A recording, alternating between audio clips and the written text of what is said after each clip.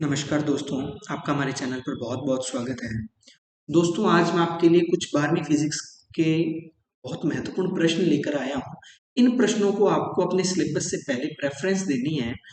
चूँकि अभी आपका एग्ज़ाम कुछ लगभग 9 तारीख को बताया जा रहा है और सीबीएसई का 4 तारीख को है, तो आपको इनको अच्छे तरीके से कोई तैयार करना है। अगर अच्छे तरीके से तैयार कर लेंगे, तो बहुत अच्छे मार्क्स आ सकते हैं। वैसे तो आपको कंप्लीट सिलेबस करना है, पर एक बार इनको प्रेफ़रेंस देनी है। तो चलिए स्टार्ट करते हैं।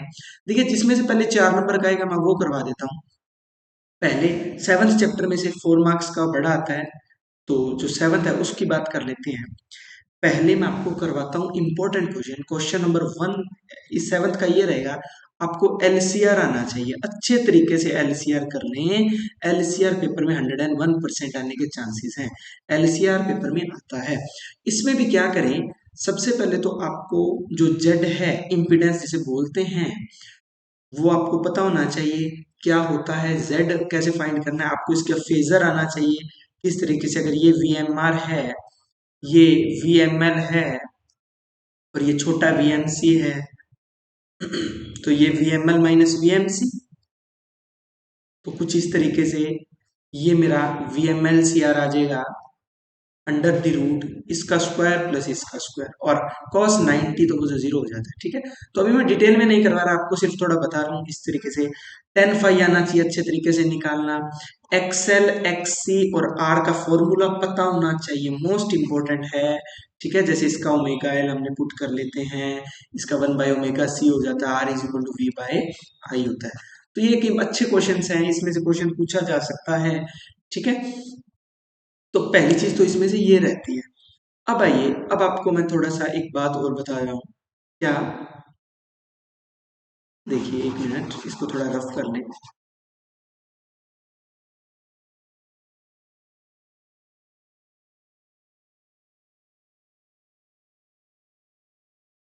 देखिए, दूसरा इसमें क्वेश्चन इंपॉर्टेंट है ट्रांसफॉर्मर का। ट्रांसफॉर्मर पेपर में आ सकता है, याद है ट्रांसफॉर्मर फर्स्ट सेकंड, इस तरीके से फैराडे का लॉ ही लगाना, कुछ भी नहीं, is equal to minus N D phi B by में D T.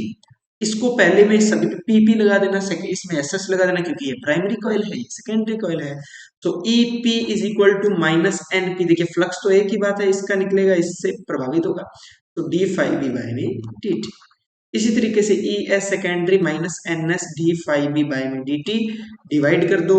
E P over E S is equal to, divide करोगे तो ये तो कैंसिल हो जाएगा, माइनस से माइनस भी कैंसिल चला जाएगा, so N P over N S, this is the final value for that.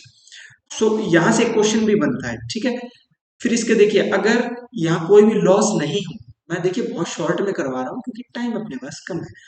अब देखिए, अगर ये कोई भी लॉस ना हो तो पावर दोनों की सेम रहेगी, तो इसकी पावर का फॉर्मूला होता है वी आई।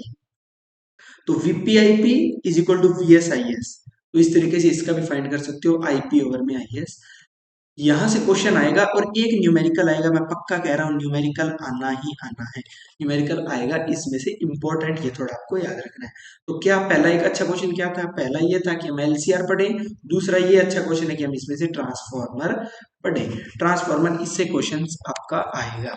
अब आइए, एक इसमें एक बहुत अच्छा एक इंपॉर्टेंट क्वेश्चन बता रहा हूं आपको।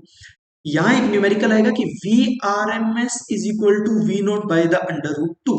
यहां से क्वेश्चन पूछेगा, वो क्या कहेगा, वी आर एम एस आपका 200 है, तो 200, देखिए ये तो मैक्सिमम वैल्यू है, ये वी नोट है, ये तो मैक्सिमम वैल्यू है। वी आर एम एस तो रूट मीन स्क्वायर है, घरों में रूट मीन स्क्वायर आती है। मान लीजिए आपको रूट मीन स्क्वायर घरों में दे दिया, आपको सप्लाई 200, वो लिखेगा नहीं कि 200, वो सीधा कहेगा 200 वोल्ट सप्लाई है, तो इसका मतलब वो आरएमएस वैल्यू दी हुई है। ठीक है, तो आपको कहेगा इसकी मैक्सिमम वैल्यू, हिंदी में इसको बोलते हैं शिखर मान। क्या बोलते हैं, शिखर मान। ये होता है वर्ग मध्य मूल मान। ठीक है, वीआरएमएस रूट मीन स्क्वायर और वो मैक्सिमम वैल्यू। ठीक है, तो आपको कहेगा वी नॉट बताओ, तो कुछ ही नहीं, V nought by under root, by वाला इधर मल्टीप्लाई में भेज देना, अंडर रूट ये वैल्यू आएगी, और वोल्ट इसका यूनिट लगा देना, या क्वेश्चन आता है इंपॉर्टेंट। ठीक है, इसमें से ये अच्छा क्वेश्चन है। एक लास्ट क्वेश्चन ये है कि इसका प्रूफ आ सकता है, तो तीन बड़े क्वेश्चन, एलसीआर, ट्रांसफॉर्मर और ये वीआरएमएस, ये प्रूफ आ सकता है। तो यहाँ से एक अच्छे क्वेश्चन बन सकते हैं। छोटे वाले में अगर बनाना चाहो तो ये बना सकते हो कि एक पूरे के लिए बता दो, एक पूरे साइकिल के लिए, पूरे चक्कर के लिए आपको आई जो है एवरेज बताना या वी एवरेज बताना। वो फाइंड कर लो, वो आपको करवाया हुआ है, तो ये अच्छा क्वेश्चन बनता है। ठीक है, आइए नेक्स्ट। अब आपको नाइन्थ में कुछ इंपॉर्टेंट तीन क्वेश्चन इंपॉर्टेंट बता रहा हूँ, पेपर में आ सकता है, ये 3 मार्क्स में आएगा। पहला पहला तो आपको पता होना चाहिए कंपाउंड माइक्रोस्कोप। ठीक है, कंपाउंड माइक्रोस्कोप अच्छे से आना चाहिए। कंपाउंड माइक्रोस्कोप का डायग्राम ये देखिए, यहां से 1 मार्क्स का क्वेश्चन पहले ही बन गया कि कंपाउंड माइक्रोस्कोप या जो आपका नॉर्मल सरल सूक्ष्मदर्शी जिसे बोलते हैं आपने, बिल्कुल सिंपल माइक्रोस्कोप, इन दोनों में से एक का डेरिवेशन नहीं, एक का सिर्फ डायग्राम आएगा, डायग्राम आपको आना चाहिए। तो इसका डायग्राम आपको अच्छे से पता होना चाहिए, अगर डायग्राम नहीं होगा तो कुछ भी नहीं होगा। दूसरा, एक आप इसमें थोड़ा सा ये पढ़ सकते हो, क्या पढ़ सकते हो, थोड़ा सा नहीं, इंपॉर्टेंट है, लेंस मेकर फॉर्मूला। ठीक है, लेंस मेकर आपको पता होना चाहिए, अगर लेंस मेकर आता है तो आप सब कुछ कर सकते हो। याद है फॉर्मूला कैसे अपने ड्राइव करते हैं, 1/f is equal to mu two 1 - 1 1/r1 - 1/r2, जो भी है। इस ये बनता कैसे है, इसको स्टार्टिंग से करने से पहले एक फॉर्मूला भी अपने यूज करते थे, याद हो तो आपको, mu two by V minus mu one by U is equal to mu two minus mu one by R. ये कोई फॉर्मूला ये होता है रिफ्रैक्शन फ्रॉम स्फेरिकल लेंस, है ना।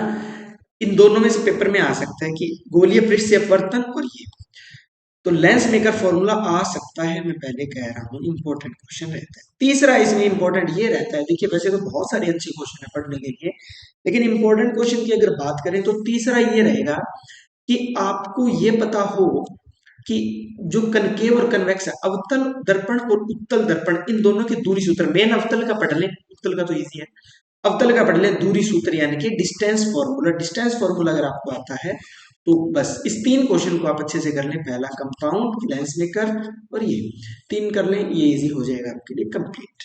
ठीक है, अब आइए आपको बात करते हैं 14th चैप्टर में से।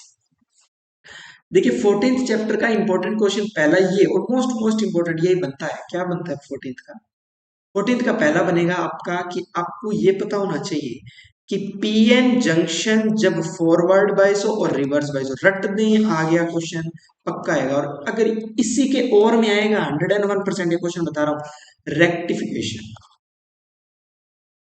स्पेलिंग चेक कर लीजिए, 100% श्योर नहीं हो तो रेक्टिफिकेशन हो गया, रेक्टिफिकेशन पेपर में आ सकता है, ये तो आएगा ही आएगा, इसको तो कोई आने से रोक ही नहीं सकता, पक्का आएगा रेक्टिफिकेशन, यानी कि दिष्टिकरण, दिष्टिकरण पेपर में आएगा। तो आपको पता होना चाहिए कि इसमें फॉर जब अपने जो अपने बात करते हैं पूर्ण और अर्ध, अर्ध में एक डायोड यूज होता है, इसमें 2 डायोड यूज होते हैं, पेपर में यहाँ से क्वेश्चन आया हुआ है कि बताइए कितने। तो इसमें important PN forward reverse rectification, कुछ इस तरीके से। ठीक है, अब आइए, ये इंपॉर्टेंट मैंने बताया। अब आइए 8th चैप्टर, 8th नहीं, पहले फर्स्ट पे आइए। फर्स्ट में एक तो गाउस का जो लॉ है वो आना चाहिए। देखिए पहले मैं लॉ बताता हूँ इंपॉर्टेंट, गाउस का लॉ, बायो सावर्ट का लॉ, एम्पियर का law for magnetic field, ampere law चुंबकीय क्षेत्र के लिए, और अगर उसके लिए एम्पियर का लॉ आपको वैसे नॉर्मल पता होना चाहिए। ठीक है, और Gauss, Biot Savart, ampere, Faraday का पता होना चाहिए, लो लिख ही देते हैं। गॉस का लॉ होता है E vector dot DS vector is equal summation Q by epsilon naught. Biot Savart क्या होता है, DB is equal to K ideal sine theta by R square, लो याद करवा दिया। एम्पियर का law B vector dot DL vector is equal to epsilon naught summation I. ठीक है, तो ये हो गया। और फिर एक और फोर्थ कौन सा रहता है हमारा, ये है हमारा फैराडे। फैराडे का लो क्या होता है बताइए, अरे यहाँ म्यू नॉट आएगा बच्चे, म्यू नॉट एप्सिलॉन। अच्छा, और हमारा फैराडे का लॉ क्या होता है बताइए, फैराडे का क्या होता है, E is equal to minus D five B by में डी टी, फ्लक्स में चेंज E आ जाएगा। ठीक है, तो ये कुछ इंपॉर्टेंट है, ये आपको पता होना चाहिए। ठीक है, अब हम बात करते हैं हमारे, एक लास्ट चीज आज इतना ही बताऊंगा, और एक हाँ 11th चैप्टर फर्स्ट के इंपॉर्टेंट वो बता देता हूँ कि फर्स्ट में आएगा क्या ना, वो अपने बात करते हैं।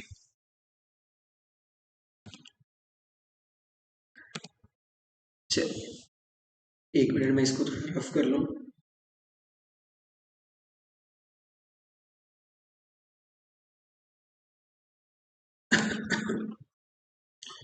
चलिए अब एक इसके इंपॉर्टेंट कुछ क्वेश्चंस पे बात करता हूं मैं।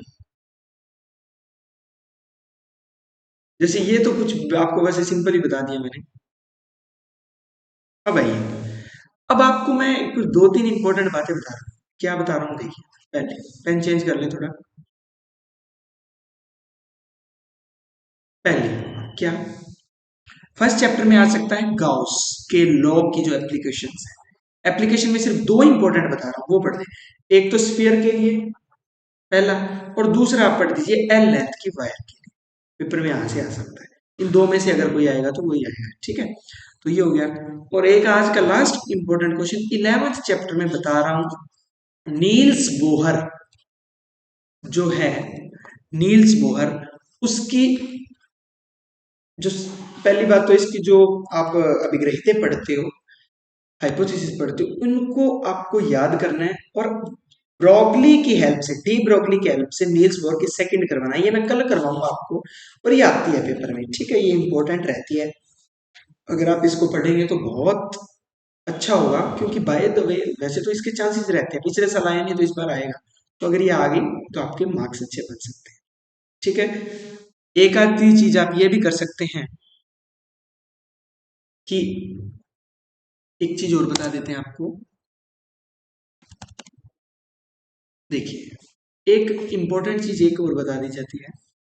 तीन डेफिनेशन बता रहा हूँ, पॉइंटिंग वेक्टर, डिस्प्लेसमेंट, चलो एक में डिस्प्लेसमेंट वेक्टर देख लो। Poynting vector S is equal to E vector dot H by H vector. और डिस्प्लेसमेंट करंट, यहाँ से क्वेश्चन आ सकता है डिस्प्लेसमेंट करंट क्या होती है। तो जो मैक्सवेल ने बताया था ना, ये बीच में जो इलेक्ट्रिक फील्ड बनता है उसकी वजह से किस तरीके से करंट फ्लो करती है, the main thing is behind that.